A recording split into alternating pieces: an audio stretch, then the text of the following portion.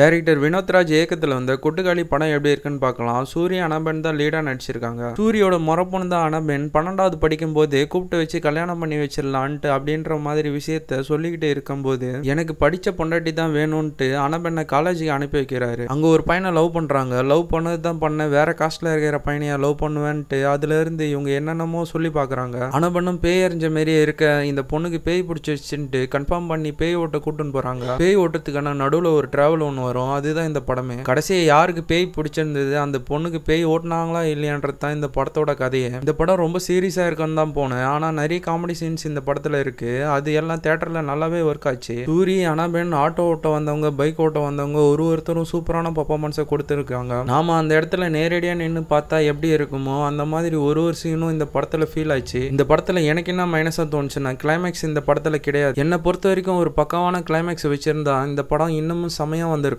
Climax இல்லாதனாலே ஒரு கம்ப்ளீட்டான ஃபீலை கொடுக்கல. இந்த படத்துல அடல் கண்டென்ட்லாம் எதுவுமே இல்லை. படத்தோட டியூரேஷனும் 1 hour 40 minutes கிட்ட தான் இருக்குது. இதே மாதிரி உங்களை அடுத்த வீடியோவில் சந்திக்கிறேன். மறக்காம சர்ப்ரைஸ் பண்ணுங்க. தேங்க்யூ.